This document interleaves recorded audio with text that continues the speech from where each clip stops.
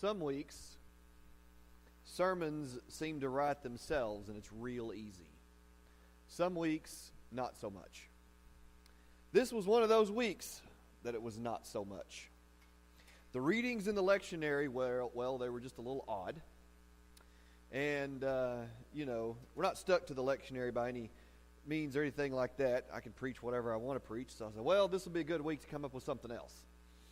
But I couldn't come up with anything else. And so I kept kind of wrestling with the readings and going back and forth with them. I spent 2 whole hours Friday morning typing and erasing. I'd get about 4 paragraphs in. I didn't like it, and I would erase it. And I was just staring at a blank computer screen by the time lunch rolled around. And it became clear I was getting nowhere. So I had a lunch appointment with a friend, and so we went to Stobie's because that's always a good place to work out your theological frustrations over sharing a big thing of Stobie's cheese dip. I find that really great. And so I was remarking to this friend about how I was really, the verses were kind of odd, and I couldn't really come up with anything. And so I just kind of asked him in kind of my desperation, I said, what do you think I should preach about? Now, I think this probably caught him a little off guard. I mean, after all, it's not every day that a preacher, especially one as, let's say it, verbose as myself, readily admits that they've run out of things to say. And quickly recovering, he said that, obviously he didn't feel comfortable telling the preacher what the preacher should preach about. But he had been kind of rolling around these ideas in his head about the nature of God. And I was actually kind of blown away and impressed with this existential question. And he went on to explain about his own struggles with how to view God, based largely on popular imagery, and even in the Bible, God can sometimes appear distant, impersonal, kind of like an angry old man. What is God really like? What can we know about him? And I admit those are some really, really good questions. And we went on with our lunch, and we had a really good conversation about the nature of God. Lasted a couple of hours. We were able to polish off a whole, the big bowl of cheese dip. And so had a really great discussion. When I got home, I kept kicking around this idea of the nature of God. What God has revealed about himself and what people say about him.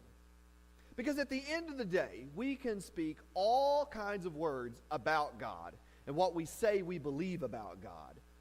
But if we don't experience a presence of the divine, if it doesn't move from our head to our heart, then at the end of the day, God is really nothing more than an impersonal force somewhere out there. He started it all into motion, but we really can't know anything about him when we don't connect with him. So the question becomes, how then do we connect with God? And maybe when we talk about the story of the Bible, maybe that's really the story of the whole collection of books. It's people's encounters with the divine, and then they wrote about it. God isn't, and throughout the Bible, God is never really presented as a force, as something that's really completely distant. In the beginning, God creates the heavens and the earth, and he walks, from the very first chapter, he walks in the garden with Adam and Eve. God is always personified as a being that is close to humanity. And throughout the Old Testament, which we're going to get into today, I don't know, that's really shocking because I rarely pull things out of the Old Testament. God is seen accompanying people along on the journey. So the story of the Bible is about people who have real encounters with what we would call the sacred or the divine, and they wrote about it. And in the Old Testament, one of the main characters that he's a recurring character who seems to have a very intimate connection with the divine, is found in the book of Exodus. And I love this man because he is the epitome of, humanity. He was given a job he didn't want to do by God. And that's a common theme found throughout Scriptures. And frankly, still to this day, God calls the reluctant. I've always loved, I love people who who can get up and testify that every time they hear this divine calling of God, they run to it with arms wide open. And I love their open heart and their open, I guess their openness to that kind of calling. There's too much of cynic, sarcastic person in me, too much of a questioner. I'm always the person that goes, what? Why do you want me to do that? I would make a terrible soldier, by the way, because I would always question. I would never be the one I would always be the one questioning orders. That's why I don't belong in the military. I could never do it. I would be like, I would look at somebody, my commanding officer, and say, that's dumb, I don't want to do it, and I would probably end up in the brig or wherever they, send those kind of people. I just can't do it. I respect people that can. I really do. But I am always the reluctant person. That's just my personality. So I really feel for this guy, because this guy, he knows better. And he knows the cost. And he's skeptical. And I readily identify with him. God, are you sure you really want me to do this? Me. The guy who questions everything. You want me to get up and tell people about faith. I think you're a little nuts. God and I have that kind of relationship. So far, he hasn't struck me down. We'll see how that goes. I mean, I barely have faith outside of myself on a good day. This guy, I totally understand. From the beginning, he didn't want to be a leader. He was perfectly content to be a shepherd in Midian the rest of his days. But God had other plans. God called him to lead a group of people out of slavery. And reluctantly, with a lot of metaphorical God kicking him in the seat of the pants, he does it. Always reluctantly. He performed many signs and wonders, culminating in a miraculous escape through the dry ground in the middle of a sea. Now you think that after all he did for these people that he was called to lead, that they would be some of the most faithful and true people ever. But in spite of literally escaping a mad king by walking through the middle of a sea, these people that he rescues were some of the most faithless, questioning people imaginable. When this leader went up to a mountain to get instructions from God on how this ragtag bunch of slaves would become a nation, the people get scared. They think that this guy is dead, and they decide to make an idol, and they worship that. Now, when the guy comes down the mountain, he sees what's going on, and he absolutely loses it. Smashes the carved commandments. This man who didn't want to be a leader in the first place goes back up the mountain a second time. And that takes a lot of faith, because at that point I may have just walked away. And he looks up into this cloud where the voice of God is speaking from, and he says, look, God, if I'm going to lead this people, then I'm going to need some guarantees here. I need you to say that no matter what this stiff-necked, rebellious people do, you're going to be with us. I need you to promise that you're going to be there even when they're going to be faithless. God tells this leader, I'm going to do this thing that you ask of me. But that's not enough. He wants to be even more sure. He wants to see this presence of God. And he's been following this voice, after all, that it's just kind of been a voice for him, from the burning bush and then smoke on the mountain for months, if not maybe years. He insists that God shows up for real this time. Then Moses said, now show me your glory. And the Lord said, I will cause all of my goodness to pass in front of you, and I will proclaim my name, the Lord, in your presence. I will have mercy on whom I will have mercy, and I will have compassion on whom I will have compassion. But he said, you cannot see my face, for no one may see me and live. Then the Lord said, there is a place near me where you may stand on a rock, and when my glory passes by, I will put you in a cleft in the rock and cover you with my hand until I pass by.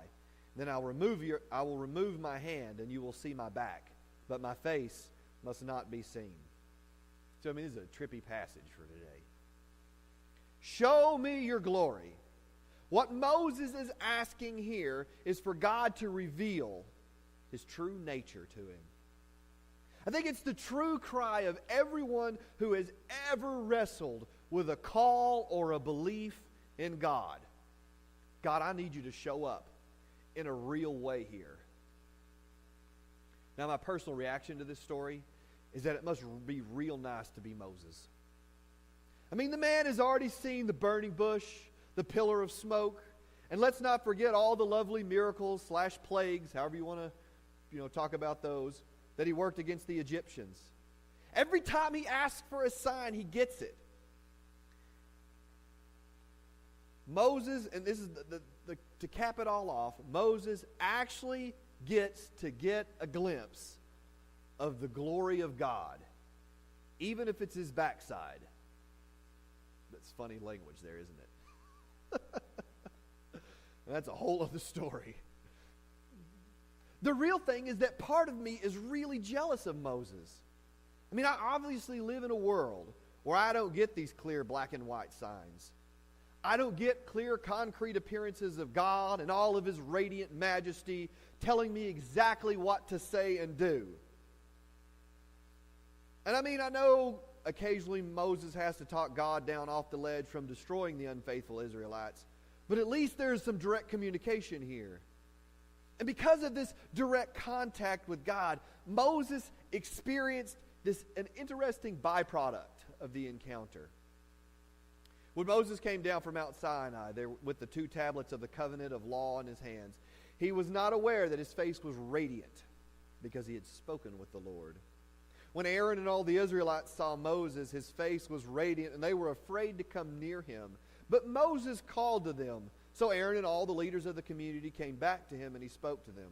Afterward, all the Israelites came near him, and he gave them all the commands the Lord had given him on Mount Sinai. When Moses finished speaking to them, he put a veil over his face. But whenever he entered the Lord's presence to speak with him, he removed the veil until he came out. And when he came out, he told the Israelites what had been commanded. They saw his face was again radiant. Then Moses would put the veil back over his face until he went in to speak with the Lord again. Again, you see why I wrestled with this. Presence, the glory of God, Moses wearing a veil. This is really weird stuff. When Moses has this encounter with the glory of God, he's quite literally glowing. I wonder if it's kind of like being irradiated. I don't know. These are the things that pop into your head when you read these passages. Is he glowing? I don't know. It was a sign to them that God had in fact been there and spoken to Moses. Not just spoken. Moses had encountered God in his true form. Now at first, this frightens them because they're like, oh, he's really seen God. And then it comforts them so much that as this radiance fades from Moses, with the distance of time, Moses has to veil his face so they don't see the fade. Because that happens, doesn't it? Well, I would dare say none of us have encountered God the way Moses has. And if you have, please come tell me because I need to trade places with you right now. I mean, none of us have probably had that direct experience with God. I think everyone sitting here has had some sort of time, what we would term a mountaintop experience with God. A time where you experienced a very real presence of God. But I bet you've also experienced the fact that this feeling or experience fades with time. No matter how intense the encounter you have with God, no matter how strong this mountaintop experience is, it invariably leaves us at some point. Now, in my younger days, I used to think that there was something wrong. I used to have to chase this feeling a lot. If I didn't have this feeling about God's presence, then I needed to get it. And conferences and camps and Christian concerts, they're designed to kind of create this mountaintop religious experience. But no matter how intense the feeling, the encounter always fades. It's like Moses, we seek this experience out again and again. And for the Israelites, this led to life being managed by an ever-increasing set of rules, do's and don'ts. If you really want to experience God and do things the right way, then here are the rules. But maybe our hope and our meaning and even the glory of God is better found another way. Therefore, since we have such a hope, we are very bold. We are not like Moses, who would put a veil over his face to prevent the Israelites from seeing the end of what was passing away. But their minds were dull. For to this day the same veil remains when the old covenant is read. It has not been removed, because only in Christ is it taken away. Even to this day, when Moses is read, a veil covers their hearts. But whenever anyone turns to the Lord, the veil is taken away. Now the Lord is the Spirit, and where the Spirit of the Lord is, there is freedom. And we all, who with unveiled faces contemplate the Lord's glory, are being transformed into His image with ever-increasing glory, which comes from the Lord, who is the Spirit. Now, as I said earlier, to encounter the glory of God is to have an experience of the very real nature of God. In the Old Testament, and even in the Transfiguration, the audience for this kind of experience is limited to a select few. But for Paul, the result of the crucifixion and the resurrection is that God's glory isn't encountered by a limited few on a mountaintop somewhere, but is freely available and evident in the world and the people around us. The thing is, though, that it is experienced sometimes with difficulty. In fact, for Paul, whenever you try to reduce the gospel, anytime you try to take the gospel and you reduce it down to a set of do's and don'ts, a set of rules and regulations, you are in fact covering up the glory of God. Here he was addressing believers who kept trying to introduce Old Testament rules into the New Testament church. For Paul, contemplating this glory, this nature, was what allowed people to be transformed, wrestling with it, if you will. And that gives me great hope, because I am one who is constantly wondering and wrestling and thinking about the nature of God. And sometimes I think that because of all of these questions that I'm going down the wrong track. But according to Paul, this kind of contemplation, this kind of wonder, this kind of mystery and understanding and not understanding, this is the thing that brings freedom. Freedom. I wonder, when we think about our church or our Christian life, do we feel free or trapped? Is the faith for us an ever-growing list of checkbox obligations that we have to get done, get through, make it past, to get to the next level of spiritual development? Do we see it as a ladder that we have to climb, and that somewhere along the way we all feel guilty because we get stuck? We don't pray like we should. We don't meditate on the Scripture like we should. I mean, let's face it, I am a morning person, and I have every intent and purpose to get up in the mornings and have a quiet time with God. But let's face it, it's dark at 6 o'clock in the morning, and snooze is kind of easy sometimes. And then do we feel guilty because we fail to live up to these imagined expectations? Or when we walk with our fellow believers here, can we take one of those deep, relaxing breaths and say, I'm home?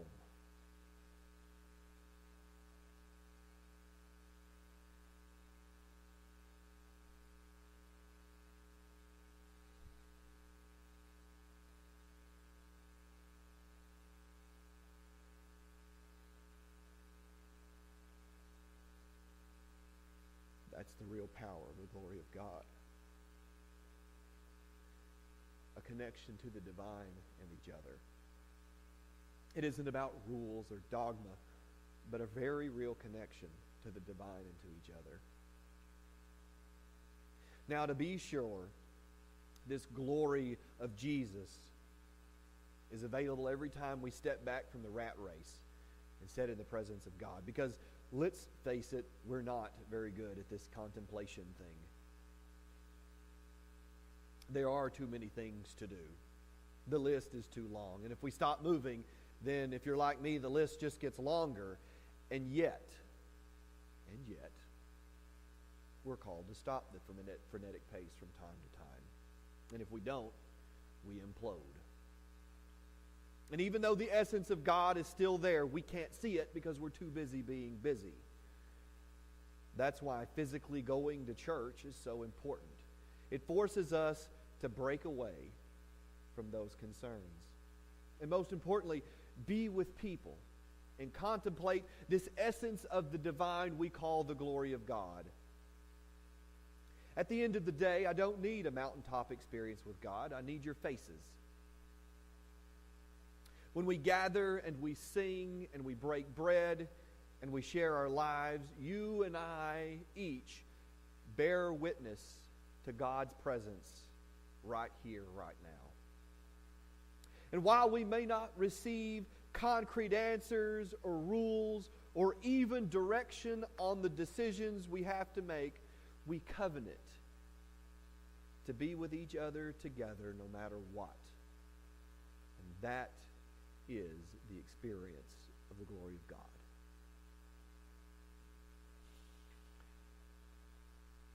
Dear Heavenly Father, I love you so much, and I thank you for this people and this time to share. And my prayer is that when we look to ourselves and our lives, God, may we be a people who are always kind of looking for that, your very real presence.